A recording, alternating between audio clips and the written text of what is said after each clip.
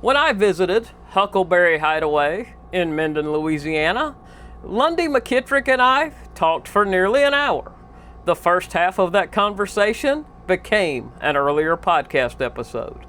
But as I was looking back through the footage, I realized there was another conversation hidden in the second half that deserved to stand on its own. This isn't really about campsites. It's about Lundy's vision. Lundy shares what goes into building an RV destination from the ground up.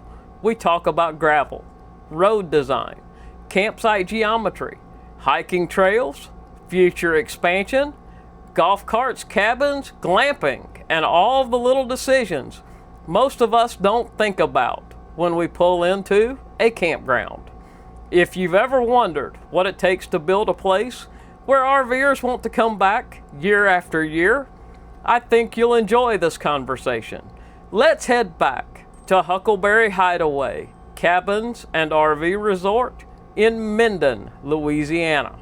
I'm living the wandering gypsy RV life, rolling smooth beneath. Welcome back to the Wandering Gypsy RV Life podcast. I'm your host, Stan Cromlish, author of the Rolling Smooth RV book series, coming to you from somewhere out on the open road with my trusty companions, Birdie B and Rosie. This podcast is about RV life as it really happens. The miles, the lessons, the unexpected detours, and the stories that remind us this lifestyle isn't about perfection. It's about learning to make good decisions, 1 mile at a time. So grab a cup of coffee, settle in, and let's talk a little RV life. For me, it's part of a learning curve. I need to add more gravel there and level this spot better. Yep. But it's a beautiful spot. He's got lots of shade. I'm impressed. Yeah. And it's a perfect spot. Like I was saying, the only problem I have is, folks, you can see my driver's side rear slide. There's a tree that is, you either have to be pulled in front of it, or I have to be back here a little bit to put that tree in between my two slides. Yeah.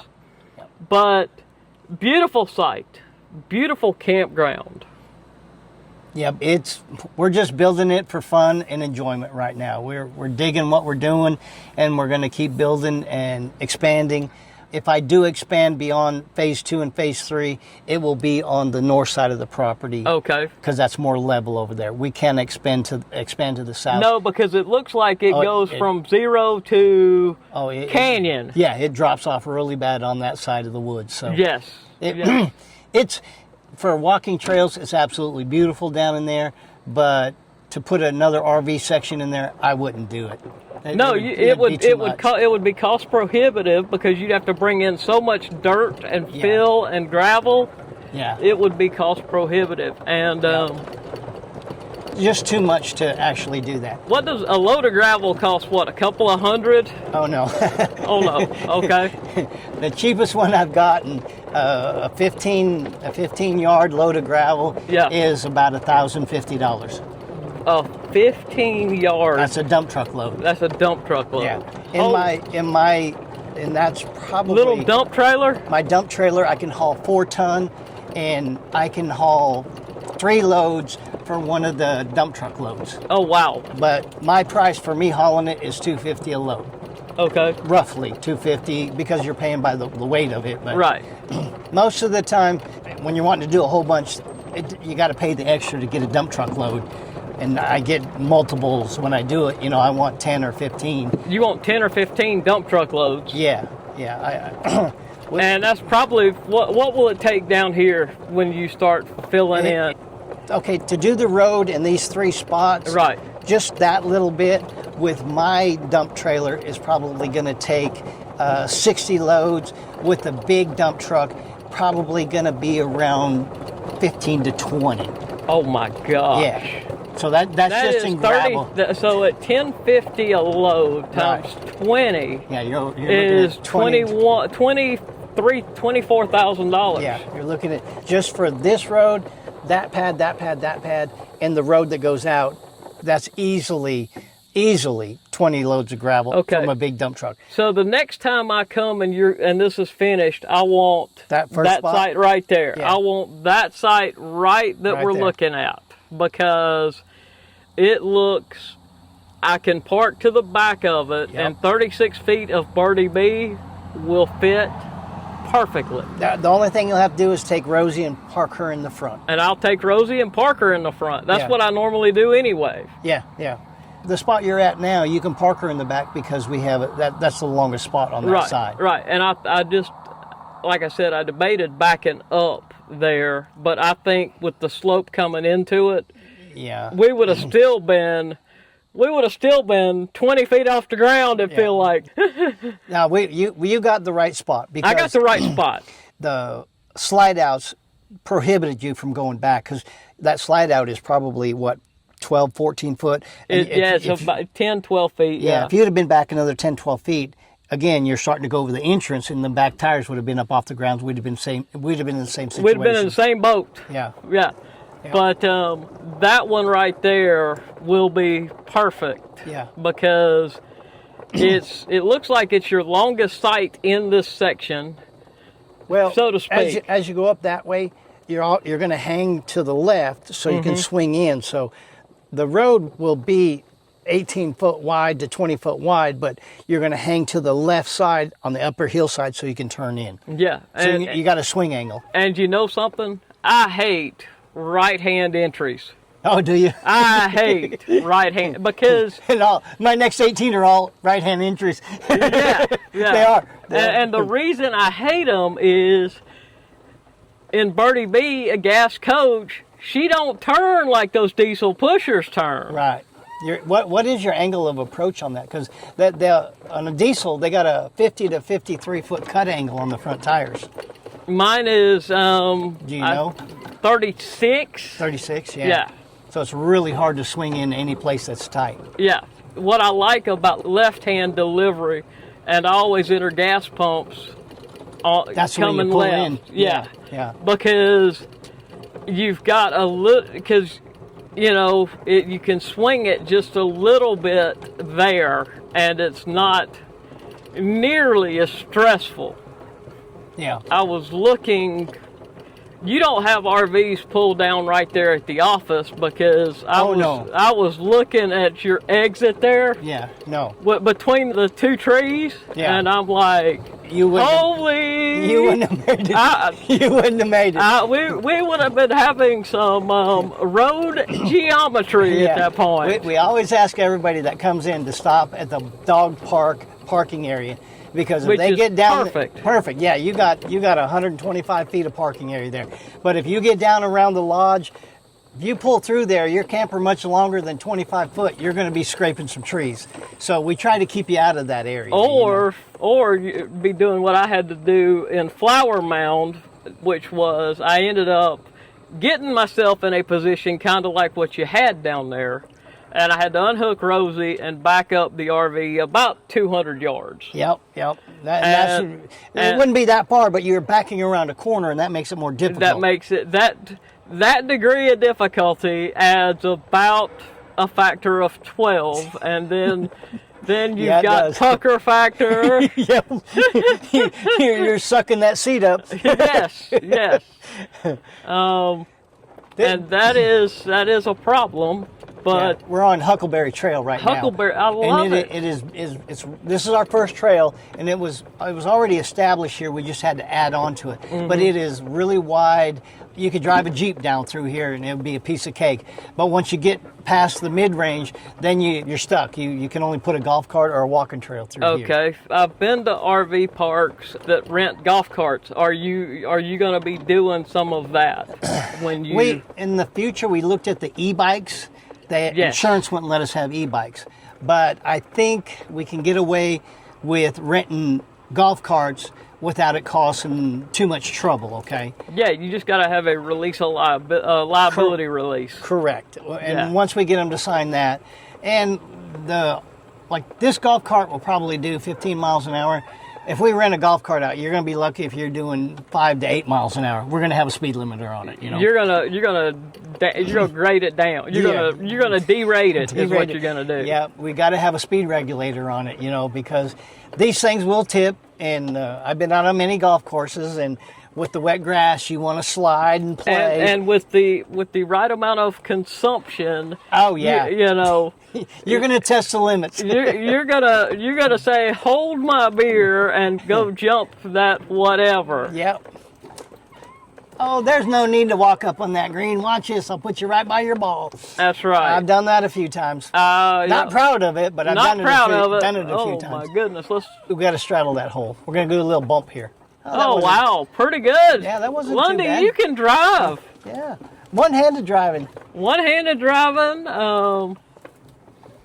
I have recently had surgery on my right hand. That's why I'm coming one-handed driving. That's right. I'm recovering. Hopefully I get my stitches out in about 4 days. So. Well, I know all about hand and wrist surgeries. I got a funny, folks who followed the Wandering Gypsy RV life know that I'm a klutz. I tripped over a speed bump in Fredericksburg, Texas. Fractured my left wrist and my right kneecap. Talk about at the same time. Ooh, ouch. Drove myself to the hospital. The ER doctor asked me, how did you do it? I said, mind over matter. If I don't mind, it don't matter. And I just saw Cody Webster, who got kicked in the hand at Cody this week, use that same phrase. And he said, that's a dumb phrase. But it's so true. So many times we do stupid stuff like that. Yeah, he said, I drove myself here. That's right. And the doctor said, what's your pain level? I said, about a 4. And he looked at the x-ray and he said, are you sure it's a 4? I said, yeah, I'm pretty sure. I'm not dead, right? He said, most people who come in with a break like that, it's an 8 or a 9. I said, well, I'm tougher than the average bear. Yeah. Do you want to go down to that? There's a nice lookout over there. Yeah, let's go down the lookout. Let's go down there? Okay. This is called Hidden Valley Trail. Oh, we're going to get close and squirt. I got to... Oh. Don't kill me over here. No, I'm going to have to back up. I got to turn around. Maybe we're a little bit stuck. Yeah. We just got to go in a different angle. You got to... Well, there's another trail that goes in, okay. and I missed that trail while we were talking. That's what happened. Well, you know something? This is pretty darn cool. Yeah. And we've got we're doing good footage. Then. Yeah. Are you planning on having scouts come, Boy Scouts and those groups like that come and camp and do the 20-mile hike or the 5-mile hikes or whatever their hikes are? We offered it to the Boy Scouts and the Girl Scouts to come here and, primitive camp. And so far, it's in their books that this is one site they can come to. We have not had anybody come yet. Okay. Okay, but we have put it out there for them because there's so much they can do here and so much they can get. And there's the badges that they get. You could do the fishing merit badge. Yeah. You got to do a little work down here, Lundy. Yeah, we're gonna walk from here. Okay. We're gonna walk from here. All right, we're gonna stop. But if you're walking a dog, these trails are absolutely wonderful. They're well marked. Can't get off the trail. Okay. Yeah. We're on the back side of the pond. Yeah, we went all the way to the other side of the property. We're on the north side of the property right here. Okay. On the north side, we have 4 RV spots. We have a cabin and 2 glamping RVs that you can rent back here. And what are your rates for the glamping RVs? The glamping and the cabins are $130 a night plus cleaning fees. Okay. And that varies depending on how many days they're going to be here, okay? And when I say that varies, it's really hard to get up in that loft and clean and make beds, so the difficulty is why the cleaning fees are so expensive, okay? Okay. And you when you rent something like what you see in front of us, when you're renting something like this, you want it to be clean when you arrive. Yeah. cleanliness, you find one hair and you can get a bad review. You get a bad review. And you can't overcome that. So Chrissy's really picky about cleaning and making sure everything is spotless, meticulous, and absolutely, I'm with her on that. Sometimes when I have to go check on something, I'm kicking my shoes off at the back door or the patio so that I don't track in. The only thing I walk in there with is my socks on. You know? Yes. Yep, I understand. And I don't want to get scolded by Christy. I mean, she can get pretty mean sometimes. Hey, we got her good yesterday, Lundy. We did. We got her great yesterday. Yeah. What? He left? This is Christy. This one's for you. This one's going on the podcast. We had to get you. Yeah, we had to get Christy. Oh, that's Steve and Christy. They're back from Arkansas. Oh, they are? Yeah, they went to Arkansas? Yeah, they went up to Little Rock. But that's Steve's truck over there, and I just seen their granddaughter running, so. Okay. We're going to stop at the lodge and say hello to Steve and Christy. Yeah. Yeah. Oh, here she goes on her little motor scooter. Where is she going on her motor scooter? Oh, she's going to buzz around here. Oh, that's the granddaughter. That's her granddaughter, yeah. Perfect. All right. With Birdie B and Rosie headed to the next sunrise. Thank you for riding along with me today for this episode of the Wandering Gypsy RV Life Podcast. If you enjoyed this episode, be sure to like, subscribe, and share the podcast with a fellow traveler so more folks can find us out here on the road. You can find more stories, photos, and adventures over at wanderinggypsyrvlife.com. If you're looking for gear that helps keep your rig running right, check out Techno RV through my affiliate link at technorv.com. They really do help you adventure more and worry less. And if you enjoy cowboy storytelling and rodeo history, my good friend Doug Simcox hosts a great podcast called Beyond the Chutes, which is well worth a listen at beyondthechutes.show.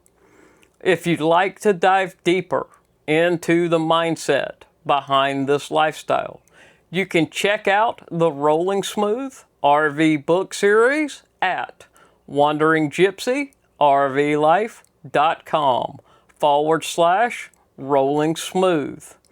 Until next time, keep your rig rolling smooth, keep your coffee hot, and remember, sometimes the best repair isn't just the one that fixes your RV. It's the one that quiets your mind. Safe travels, my friends. And remember, not all who wander are lost.